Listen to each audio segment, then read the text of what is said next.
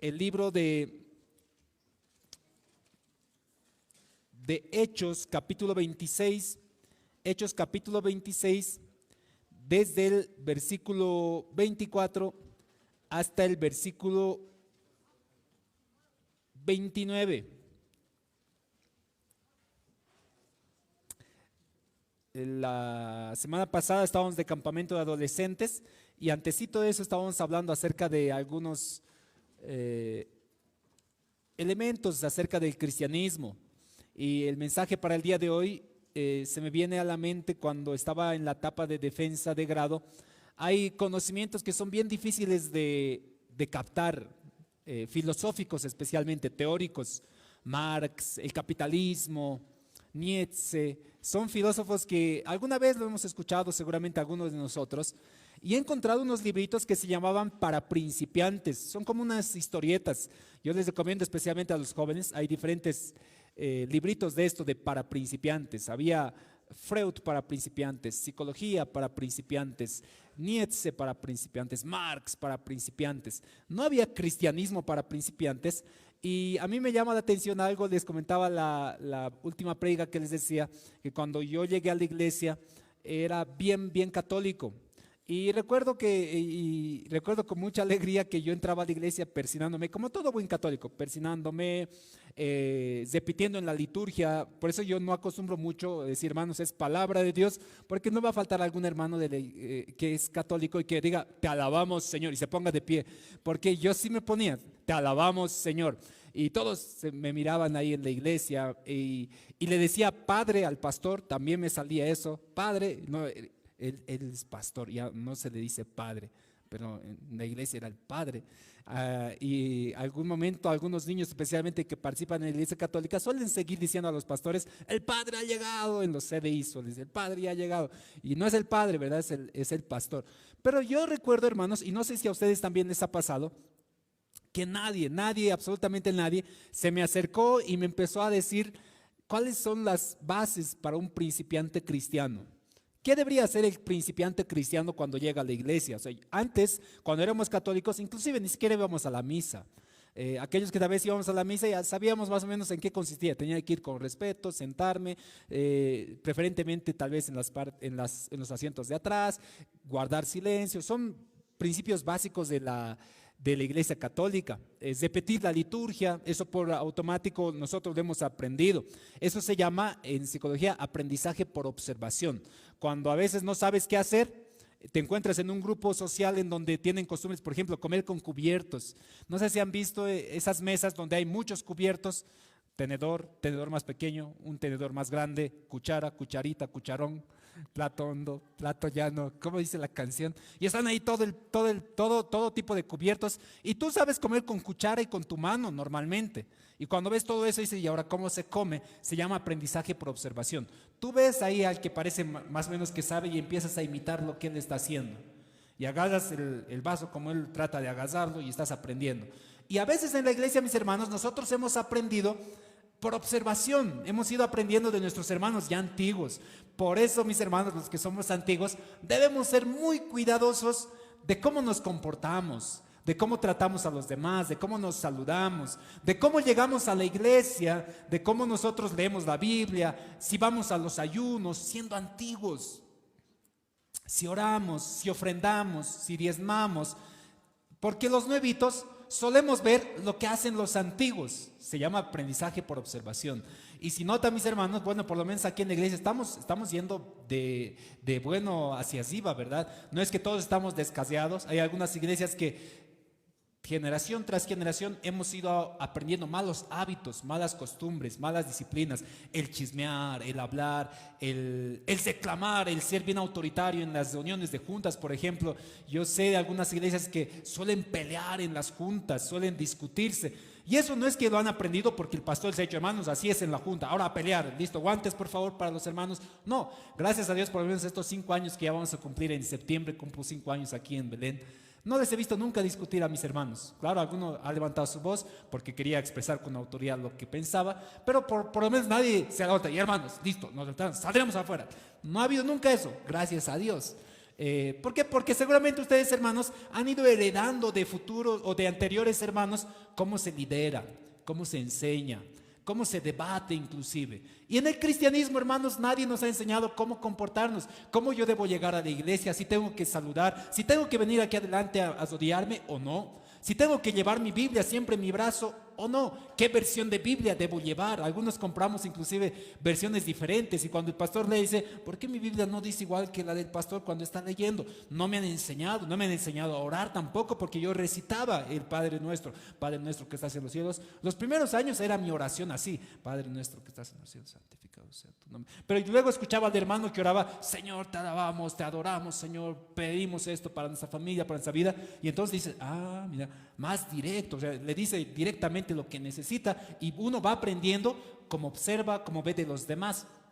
Y por esa razón vamos a empezar este domingo, hoy, una serie de prédicas que se va a llamar, y no te la pierdas, bueno, la vamos a dejar igual en YouTube para los futuros hermanos que se vayan congregando y las revisen, que se va a llamar la serie Cristianismo para principiantes, para que aprendamos como principiantes cristianos cómo debería ser la vida dentro de la religión cristiana evangélica. Tiene sus diferencias, somos diferentes, vestimos a veces, algunos en iglesias diferentes visten de forma diferente. Aquí notan ustedes, no hay una diferencia de vestimenta. Y Pablo dice, yo sé que crees. Y miren lo que responde Agripa. Entonces Agripa le dijo a Pablo, por poco me persuades a ser cristiano. Por poco Pablo le convence, estaba ahí, creo que me voy a convertir. Por poco me persuades a ser cristiano, le dice el rey. Y Pablo le responde, versículo 29, quisiera Dios que por poco o por mucho, no solo tú, sino también todos los que hoy me oyen, fueseis hechos tal cual yo soy, excepto por estas cadenas. Así está el relato del por poco casi soy cristiano. Hay un sermón muy lindo de Juan Wesley, un antecesor de la iglesia del Nazareno, que dice, se llama el sermón El casi cristiano. Alguna vez les he comentado de este sermón. Hoy por hoy hay mucha gente que es casi cristiana, como Agripa. Por poco soy cristiano, asícitos me ha faltado para ser cristiano. ¿Cuántos podemos decir hace muchos años, hermanos, tú estabas a punto de congregarte, quién sabe, estabas ahí por la puertita has pasado para entrar a la iglesia, como Agripa, por poco casi soy cristiano? Pero hoy por hoy, gracias a Dios, llegaste a la iglesia, pero eso no significa que tú seas cristiano. Hermano y hermana, cristianismo para principiantes. El hecho de que nosotros nos congreguemos, que vengamos dominicalmente a la iglesia, que oremos, quién sabe que hasta ayunemos, quién sabe hasta que seamos generosos, somos buenos con los demás, quién sabe, mis hermanos, no bebamos, no vamos a fiestas. Somos bien bondadosos, obedientes con nuestros padres, obedientes como civiles, ciudadanos, pagamos impuestos, somos buenos ciudadanos, somos honestos, nos robamos, trabajamos esforzadamente. ¿Qué te falta para ser cristiano? Casi nada, ¿verdad? Por poco eres cristiano. Mi hermano, aquel que dice, miren, se les voy a leer esta frase, dice, los hombres buenos evitan el pecado por amor a la virtud. Los hombres malos evitan el pecado por miedo al castigo. Hoy por hoy hay mucha gente que por poco es cristiana, por poco. Yo sé que tú conoces a alguno de tus familiares que, como te describía, no bebe, no fuma, bien generoso es, muy bueno la persona, ayuda a la gente que necesita, es bien desprendido, no va a la iglesia, no tiene ningún tipo de vicio, tiene un lindo matrimonio, tiene buenos hijos. ¿Qué le falta para ser cristiano a esta persona? Y no te digo que le faltes religión. Cuando el Señor vino aquí a la tierra, y varias veces les digo esto, mis hermanos, no tenía en mente pensado el crear una nueva religión. Y dijo, he aquí la nueva religión oficial del mundo, el cristianismo. ¡Pum! Y ahora sí, todos háganse de nuevo a esta religión. La religión, mis hermanos, es un intento humano de tratar de acercarse a Dios en toda cultura, en todo lugar. El ser humano trata de acercarse a la divinidad. en toda cultura. Los mayas hacen adoración a sus dioses para tratar de acercarse y agradar a él. Nosotros en la cultura aymara también ponen sus mesas, ciegan la tierra. ¿Para qué? Tratar de agradar a las divinidades, a los dioses. En cualquier cultura el ser humano siempre ha intentado tratar de llegar a Dios. Los judíos en el tiempo bíblico también ellos intentaban tratar de agradar a Dios a través de la ley. ¿Qué es la ley para nosotros? Todo el Antiguo Testamento son preceptos. No comas aquello, haz esto, compórtate de esta manera, haz de aquello, haz del otro. Y son intentos humanos de tratar de agradar a Dios. Pero el ser humano no puede, porque el ser humano se corrompe. Y en cualquier religión, en cualquier lugar del mundo y en cualquier cultura, siempre la religión se ha ido corrompiendo. Siempre. Porque el religioso, el sacerdote, la autoridad, la clase real o la clase religiosa, siempre se corrompe. Y empezaban a pedir sobornos en cualquier cultura. ¿Sobornos para qué? Para que te lo voy a conversar directamente a Dios. Yo soy el sacerdote, ¿no ve? Te lo voy a conversar directamente a Él. Así que una ofrendita aparte dame a mí, yo tu ofrenda te lo voy a presentar. Así hacían los sacerdotes en el templo judío. Eso le molestaba al Señor. Compraban sus ofrendas para delante del Señor. Lo que ellos querían como un soborno para delante de Dios. Y esto en cualquier cultura. Griegos, egipcios, mayas, aztecas, aymaras, los religiosos se corrompen, la religión se corrompe. ¿Por qué ocurre esto, mis hermanos? Porque miren, de alguna manera, la religión tiene un buen sentido en cualquier cultura. Es loable, es admirable este ser humano que quiere tratar de agradar y acercarse a ese Dios, sea la concepción que tengan en su cultura, el Dios, la montaña, el trueno, las estrellas, el espacio, su Dios. Y el ser humano, siendo finito, siendo mortal, siendo insignificante, quiere agradar a ese Dios, a lo que no conoce. Pablo más adelante en Hechos capítulo 17 dice a ese Dios no conocido. Pablo les dice a los griegos. Pero saben, la religión se corrompe. Nosotros como religiosos, si nos comportamos religiosamente, en algún momento te vas a corromper. Porque la autoridad, estando en autoridad, muchos religiosos se corrompen. Papas, sacerdotes, padres, obispos, pastores, son corrompidos por causa del pecado. Y entonces, ¿a dónde vamos? ¿Qué entonces, pastor, es el cristianismo? Pues entonces, porque yo soy, si hacemos un censo, si en nuestro país se va a hacer un censo y en el censo van a poner, no quieren poner, ¿no? Las religiones, si eres evangélico, católico, budista, indigenista, aymarista, bueno, la religión que tú tengas, no lo van a poner, pero si hubiera esa pregunta, ¿qué religión tú pondrías? Posiblemente pongamos, ¿no? Cristianismo, y vamos a poner ahí como cristianismo. Y el cristianismo engloba mucho, engloba católicos, evangélicos, protestantes, nazarenos, metodistas, adventistas, están entre las religiones cristianas en el inciso, porque hay una diversidad amplia.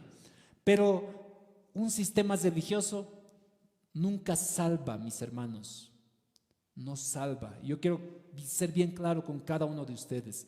Un sistema religioso jamás va a salvar. El sistema religioso que propone la Iglesia de Nazareno no salva. ¿Saben quién salva? Solo Cristo satisface nuestras necesidades espirituales. Cuando Cristo vino, tal vez desde los cielos ocurrió esto, miró y dijo, miren, el ser humano no puede salvarse a sí mismo. El ser humano, por más de que adora, presenta ofrendas, trata de acercarse más, crea pirámides gigantes para acercarse un poquito hacia los cielos y a Dios, no puede. ¿Qué es lo que tengo que hacer? Tal vez dijo así Dios en los cielos, y dice eso en Filipenses. El Señor se despojó a sí mismo, se hizo hombre, caminó entre los hombres, vivió entre los hombres, murió por nosotros. ¿Para qué? Para demostrarnos y mostrarnos a nosotros cuál es la medida y la estatura de un varón perfecto, de un ser humano como Dios tenía planificado, fuera del pecado. ¿Saben por qué hay tanta pobreza, discriminación, injusticia, corrupción, maldad en el ser humano? Es por causa del pecado. ¿Por qué unas 12 personas en el mundo, esta es una estadística, alrededor de 12 personas en el mundo tienen la mitad de las riquezas de todo el mundo. ¿Por qué creen eso? Porque qué fácil les costaría a estas 12 personas, ya bueno, distribuyéramos, ¿no? Oye, los 12 nos hacemos una reunión, daremos a todos, ¿no? Por igual para que este papel billete, este papel moneda se distribuya entre todos y todos tengan por igual. No hay eso, ¿verdad? Porque el ser humano es egoísta, individualista. El ser humano es malvado por naturaleza pecaminosa que tiene desde Adán. Todo, dice la palabra de Dios en Génesis 6:5, todos los pensamientos del hombre son de continuamente solamente el mal, desea lo malo, engaña, traiciona, adultera, miente, se corrompe. Miren, nuestro país, siendo policías que se supone que tienen que velar el orden, la estabilidad, muchos de ellos se corrompen en el narcotráfico, en bandas criminales, en asaltos. ¿Por qué? No es porque ellos dicen, no, yo he estudiado para hacer eso. No, porque se corrompe, el ser humano es así. Y muchos de ellos tal vez inclusive se congregan en diferentes religiones en el mundo, pero se van a seguir corrompiendo por su naturaleza caída.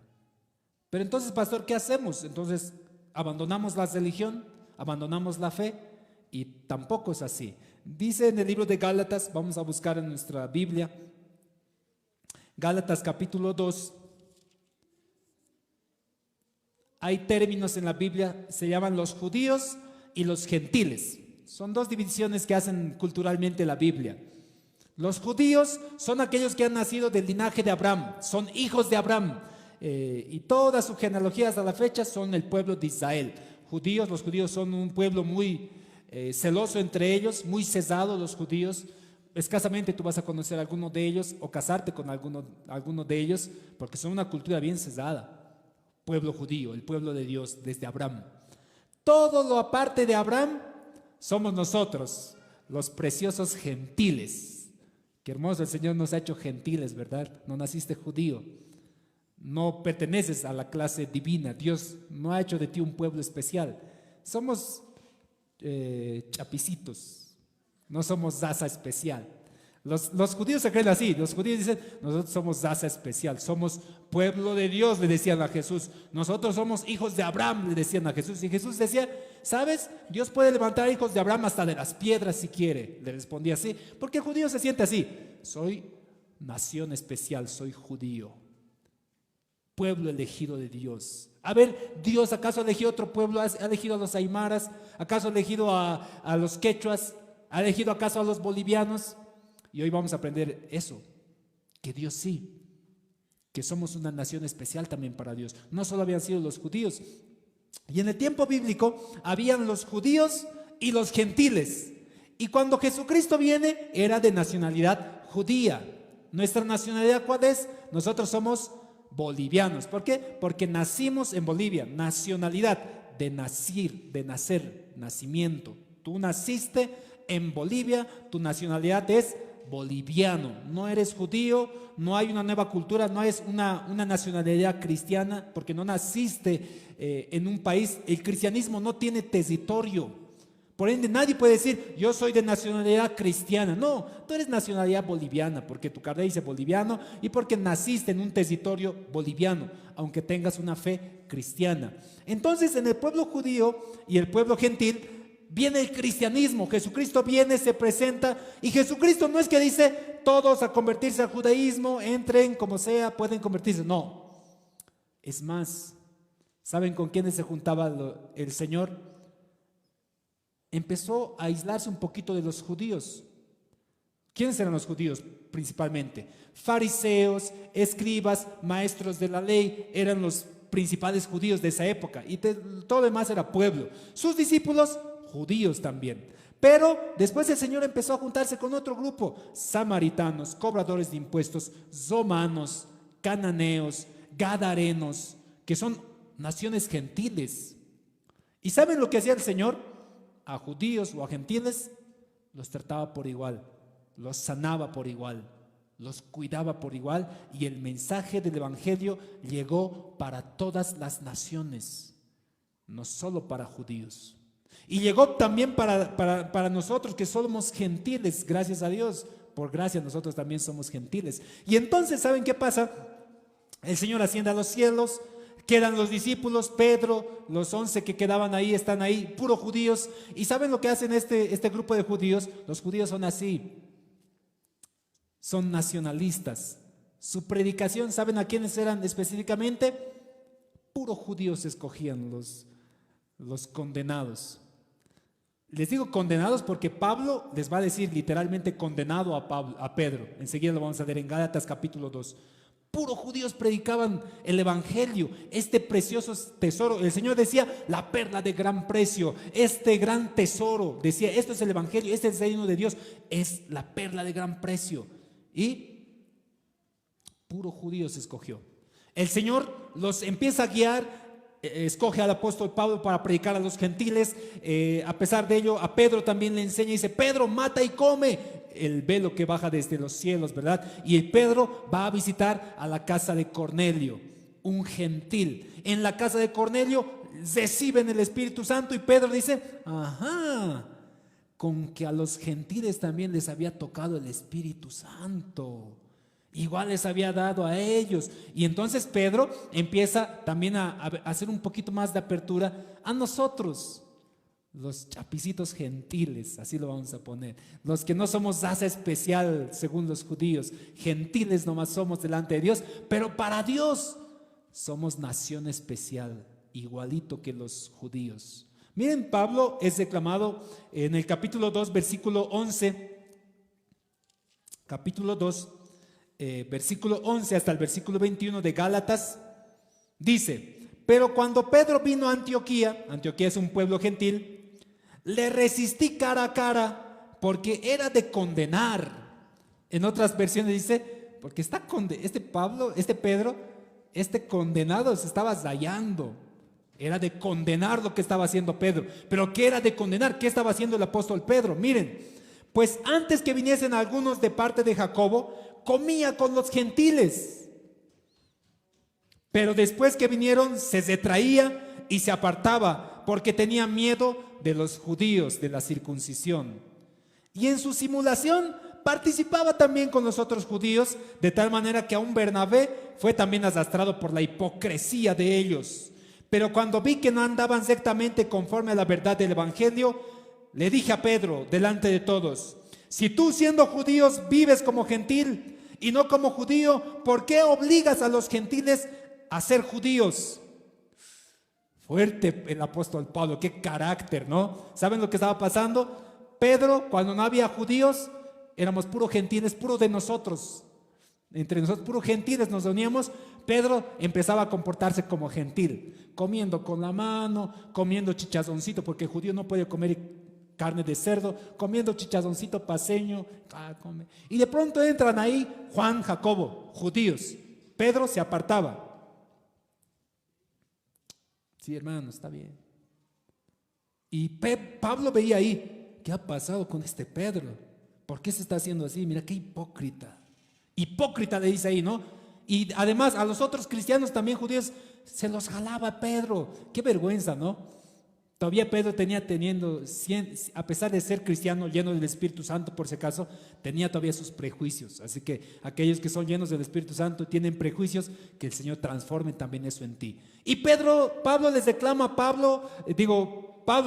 Pedro, delante de todos les dice, oye, Pedro, ¿por qué actúas hipócrita? Si tú eres judío, está bien, pero ¿por qué te comportas cuando estás con los gentiles como gentil? ¿Y por qué quieres obligar a que seamos judíos también todos aquí? Eso no es conforme al evangelio que hemos recibido. Hermanos, el evangelio de Jesucristo no es una nueva religión. No es que debemos comportarnos como judíos. No es que debemos comportarnos como una religión nueva en donde hay leyes, mandamientos. No, ¿saben cuál es lo que el Señor dice? Y Pablo nos va a explicar aquí claramente. Dice, versículo 15, nosotros judíos de nacimiento y no pecadores de entre los gentiles, sabiendo que el hombre no es justificado por las obras de la ley, sino por la fe en Jesucristo. ¿Sabes lo que te hace salvo, lo que te hace justo delante de Dios? una cosa sencilla. No es que nazcas judío, no es que te hagas cristiano, congregándote, recibiendo una membresía. Es algo bien sencillo, la fe en Jesucristo. Pero pastor, ¿así de sencillo acaso es? Mira cuán hermoso es el Señor que pone este precioso tesoro en vasos de vaso, en algo que parece insignificante para la gente. A Pablo dicen, locura estás hablando, Pablo. No, no es locura, dice Pablo.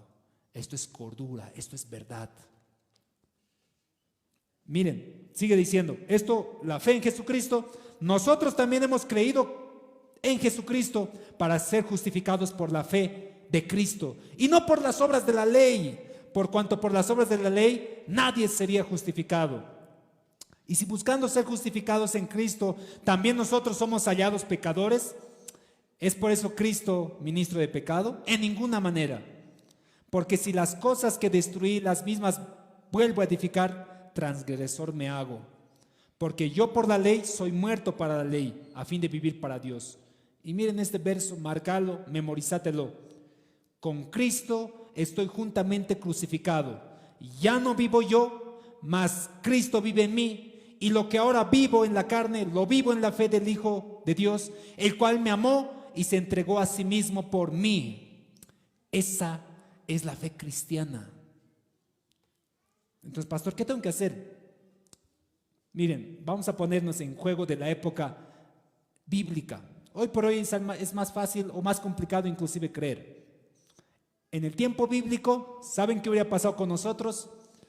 Nosotros vemos, hay una nación judía. ¿Saben qué dicen ellos?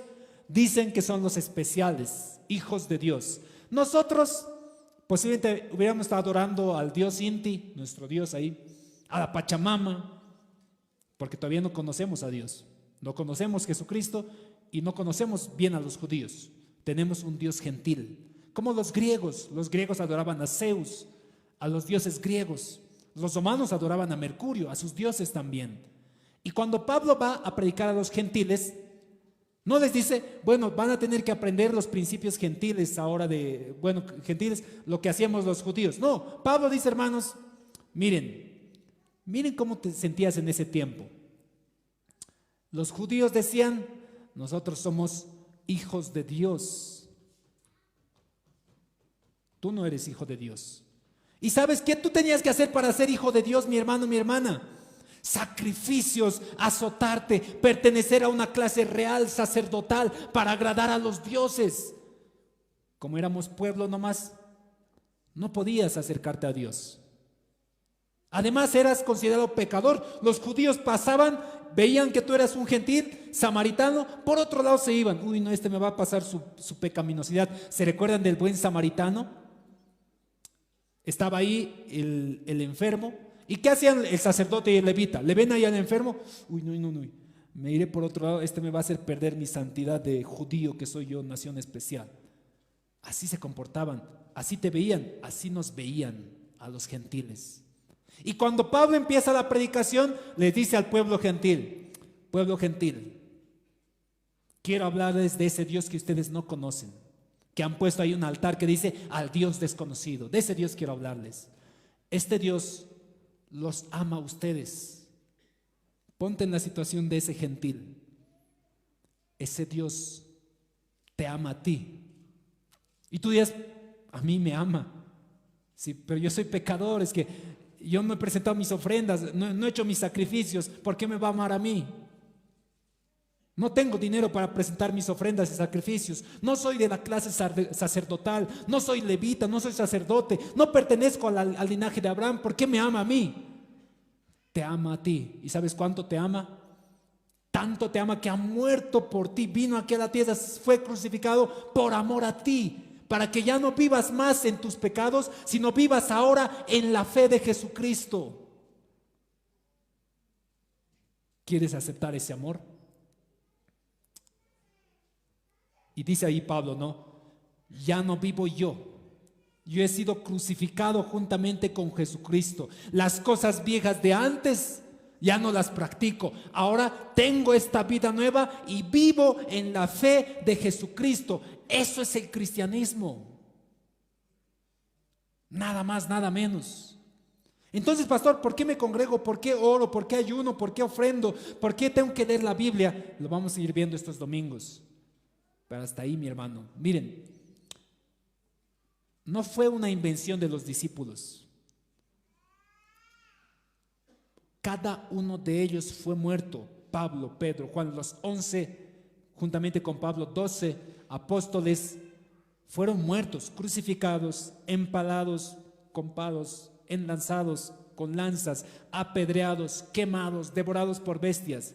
Y miren, ellos saben cuál era su fe. Decían: nosotros creemos en Jesucristo que nos ama. Él vino, caminó entre nosotros, lo vimos hacer milagros, sanidades, fue crucificado, pero resucitó. Y eso es lo que predicamos a todo el mundo. No les decimos que se conviertan a una nueva fe, les decimos que simplemente crean que Jesucristo es Dios y que vino aquí a la tierra por los gentiles, por nosotros y por los judíos también. ¿Para qué? Para demostrarnos su amor, porque te ama, mi hermano. Y tú dices: pero pastor, ¿yo qué he hecho para que Dios me ame? No has hecho nada.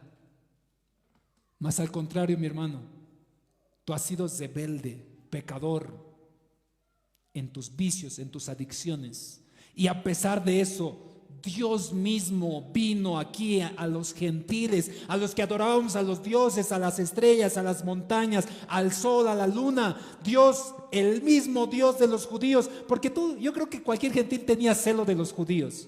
¿Para qué decir, mi hermano? Yo si hubiera estado en ese tiempo tenía celo del judío.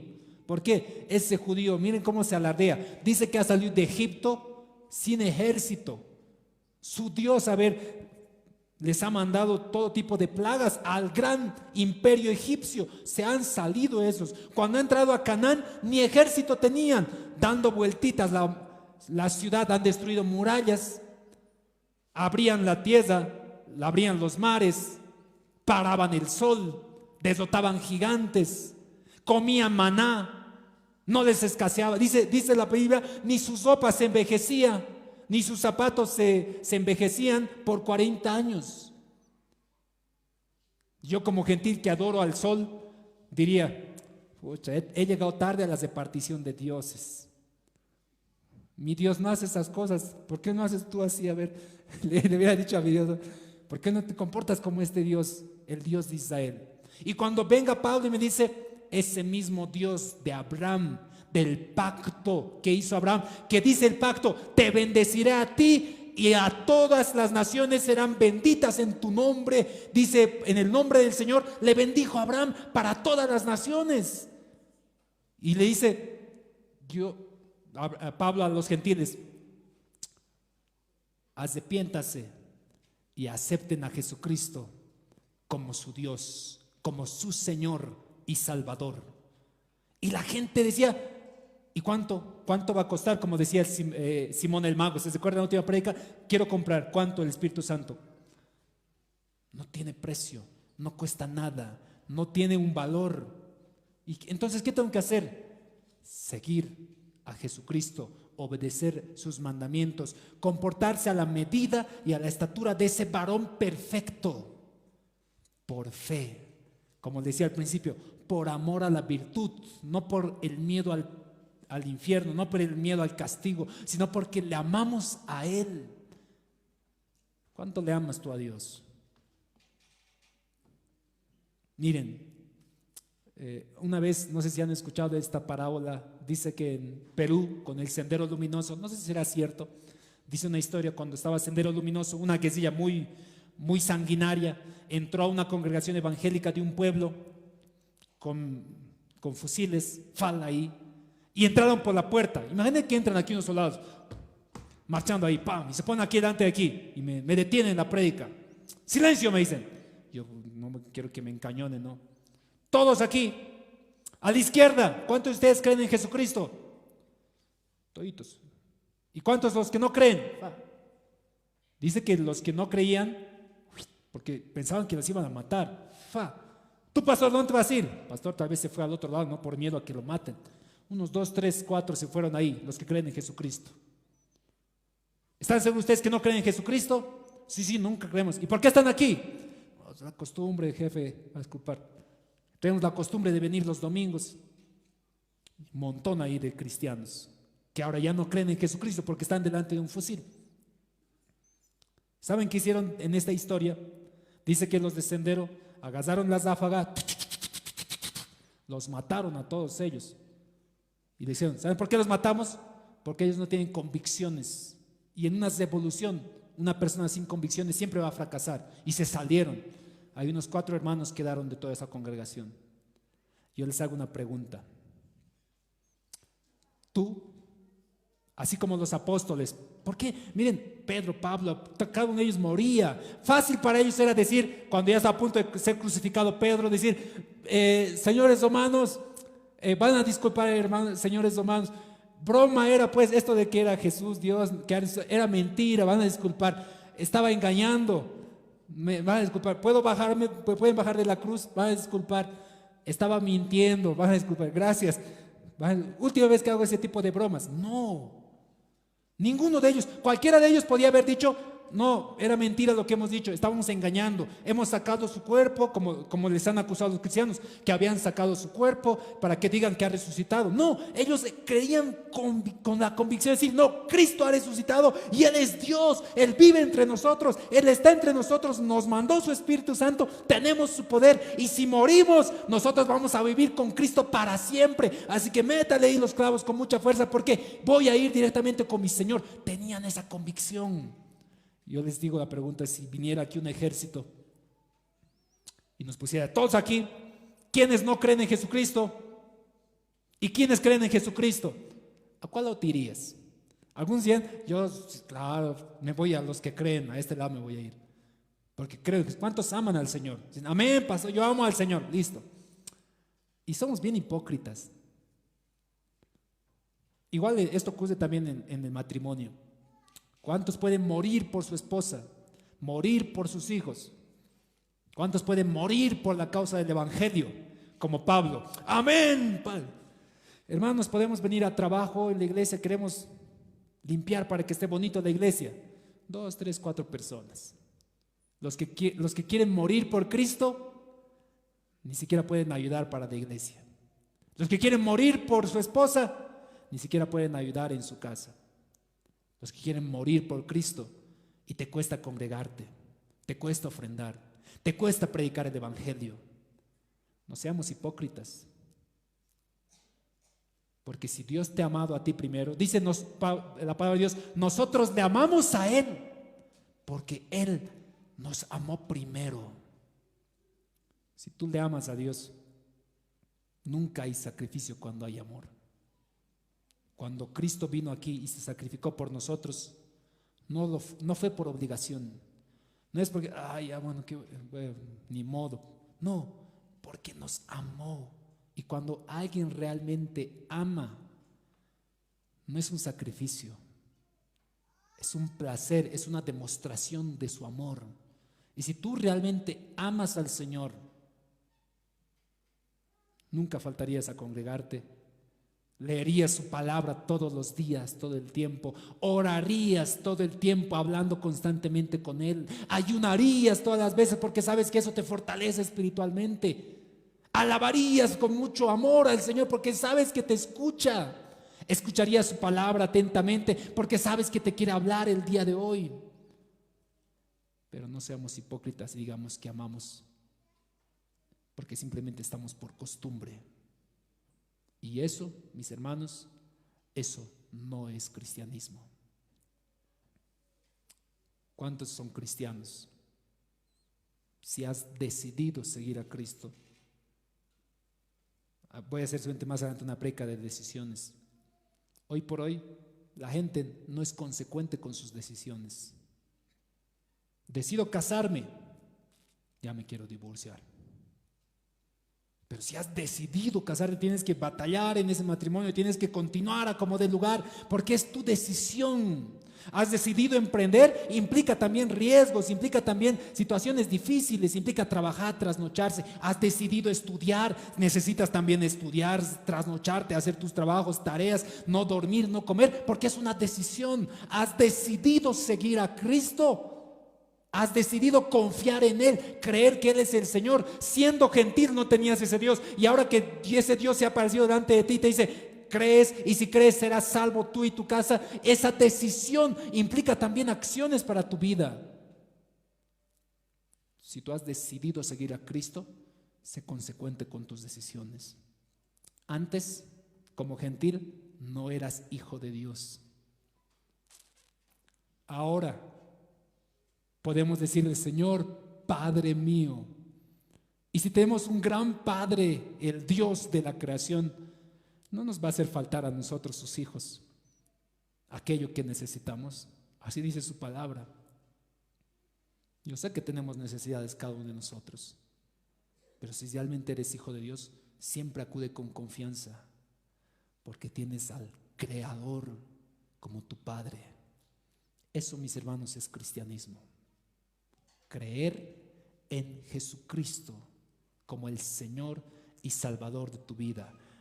Crucificarte juntamente con Él, dejar atrás todo lo antiguo y pecaminoso de tu vida e ir en delante en favor de la fe, como dice ahí Gálatas 2:20. Ya no vivo yo, mas Cristo vive en mí.